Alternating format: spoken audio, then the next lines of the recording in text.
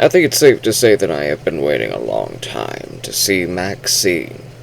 Ever since I saw Pearl by complete chance, Pearl and X by complete chance, I was like, there's going to be a third film. What is this third film? When is it coming out? I have to see it. I've got to get my hands on it. And it took a while, but finally they released Maxxxine, the third film in Ty West's strange little trilogy that talks about fame, fortune, mental illness, deranged, slashing, killing, smashing, and also period piece. Like, all three of these films are period pieces.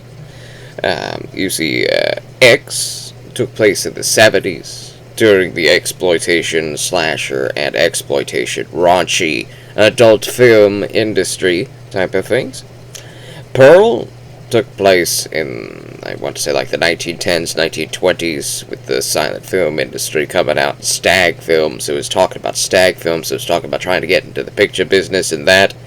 And Mia Goth's character there of Pearl, it's a fantastic character study. It's very, very different from X in almost every way.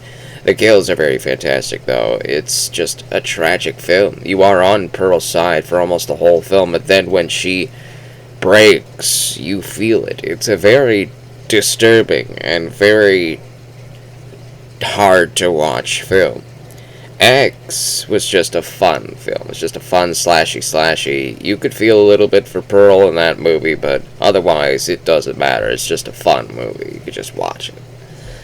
Then Maxxxine feels more like X than it does to Pearl. Gone are the very interesting character study pieces in favor of just the period piece, the 1980s. Not necessarily the happy-go-lucky, lovey-dovey, happy 80s nostalgia, synthwave, and all that good stuff. Though there's a fantastic song by Animotion, Obsession by Animotion, that plays during the opening act of the film. That is absolutely fantastic. I love that song so very, very, very much. If you haven't seen the music video for Animotion's Sublime, you need to do it. You can do it right now by going to that handy dandy search bar after the viewing of this video. You go to your handy dandy search bar and you type in Animotion. It's like animation, but instead of the A, it's an O, so it's Animotion. You type that in, and then you type in the word obsession. It's like possession, but it's obsession. And so you type that in, and then you press the handy dandy click enter key, and then it searches for the song, and then you'll see it. You'll click it, and then you'll hear it. It's such a fantastic song. It's fantastic. I love it, love it, love it. It's got great guitars. It's got great synth. It's got great everything about it. It's such a great timepiece capsule of the 80s. Where was I? Oh yeah, right, Maxxxine. Maxxxine is alright. It's a very fun little raunchy, dark, seedy 80s underbelly, where everybody has access to that fresh white powder that everybody doesn't like anymore. But they had access to it back then, and everybody was doing it. Everybody that was doing it, that hates it now, was doing it in the 80s, apparently. Yeah, everybody was doing it, yes. So everybody was doing it, and we have the Night Stalker killer going about doing his Night Stalker thing. We've got Maxxxine working in the now big syndication adult film industry. It's no gone are the days of running around in a van with a filming crew picking random spots out in the middle of nowhere to film a raunchy adult picture that you can put on a tape and just circle it about in video stores, the back seedy video stores. No, gone are that. It's now far more widely available. You just walk into the video store and there it is. It's on a whole wall, adult videos. You go in, you pick it out, you see it's actually by an actual film company, and it's all big syndication, and Maxxxine is part of that now. She has gone and upgraded from the raunchy 80s garage band adult videos to actual big widely released adult videos, and everybody in Hollywood is knowing her name, not necessarily as a Hollywood movie star like she wants to be, but she's getting popular, very popular. and everybody knows her name. And she goes and walks to all sorts of guard houses, and the guard says, "Oh, I know who you are!" And it's very, very entertaining. And so, she gets caught in the middle of a strange stalker. And this stalker hires Kevin Bacon to hunt her down. Kevin Bacon absolutely steals the show. He is fantastic in this movie. He needs to come back and do some more 80s period piece movies. He needs to do some noir movies. In fact, yeah, you know what? Let me give you some free marketing and free movie pitches, Kevin Bacon. Do some noir movies in the 80s, and then I set period pieces in the 80s, in the 90s, maybe even the 70s. Do some period pieces, maybe one set in Miami, see the underbelly, maybe one set in Los Angeles or San Francisco. Just have it set in a warm place rather than Chicago and all that places. We do tons of Chicago. I'm tired of Chicago. Let's do a warm, sunny, vicey little place and keep that accent. You must keep that accent. I'd love to see more videos with you doing that. I'd love to see you doing your private detective, seedy, underbelly crap. Maybe a prequel to Maxxxine where you didn't die yet, so you get to go do some other crazy little private detective things. I would watch it. I would watch it. You are fantastic in this movie, Mr. Bacon Kevin. Bacon Kevin. This is the third and final film in Ty West's trilogy of speaking about what it takes to be a Hollywood movie star, what it takes and what you have to sacrifice. It's just a very entertaining time. It took me, a goth's character of Maxxxine, a long time, probably about 10 years in the adult industry, before she finally got a role in a horror picture. And it's the Puritan 2. I don't know if the Puritan 1 is a real film or not, but she's playing in the sequel to a horror movie, and this is her big shot into Hollywood where she gets to play a horror actor. And she asks her friend who runs the video store. I love the video store, man. We need to bring these things back, but DVDs and Blu-rays and 4Ks, we need to bring back movie stores. Bring them back. Come on, dude.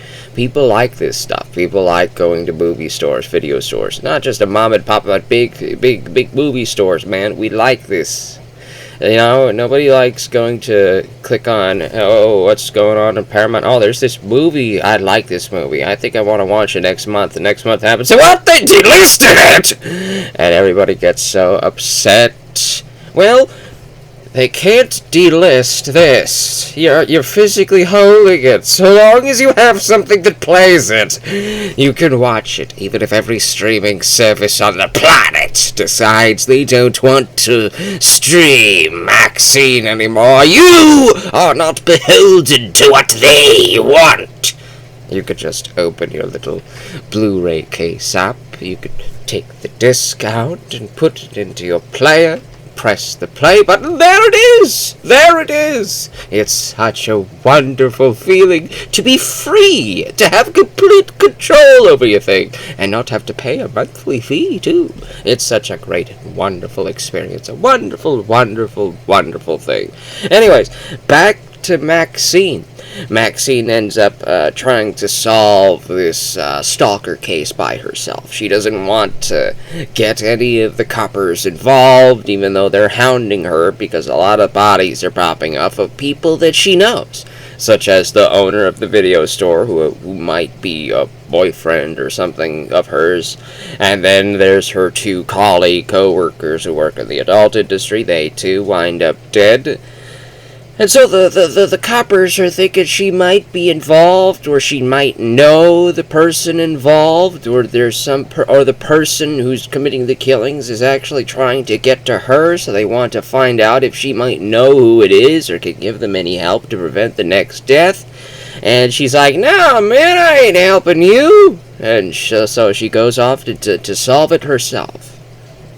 Thankfully, the coppers stalked her, so that when she drove off to confront the killer by herself, the coppers were stalking her car. They followed her to the killer's hideout, And so they went in after her, and the killer turns out to be her father, this crazy Puritan, crazy man. He's absolutely cracked off the jackpot Cheerios. He's cracked off Cheerios, and so the coppers come in after Mia Goth gets, after Maxxxine gets tied up to be crucified and branded and all that other stuff by her crazy puritanical father.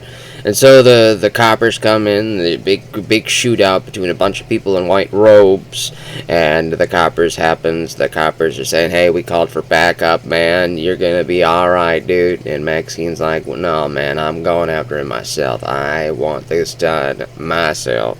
And so she chases after her father. And luckily, the father gets wounded by one of the coppers, and so she takes a shotgun that she procured off of the corpse of one of the crazy people, and she points it right point blank at her father, and she says, now say it with me, father. I will not accept a life that I don't deserve.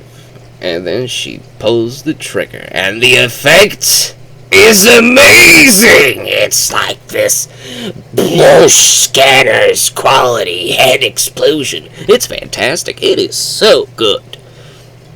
Maxxxine is a very fun time. It's a very fun movie. You definitely need to watch it. But you have to see X first. You can skip Pearl if you want, but I'd recommend watching Pearl anyway. Watch both of those movies before watching Maxxxine. I highly recommend it. I'd recommend watching Pearl, then X, and then Maxxxine in chronological order, not publication order, because Pearl takes place before X, and you'll get to understand the character of Pearl in X a whole lot more if you watch Pearl first. They're very different movies, so if there's something about one of the movies that you may not like, maybe something in the other two are going to have something you do like. Like, maybe Pearl is a little bit too much for you, but X is right on the spot for you. Who knows? Maxxxine is a fun time.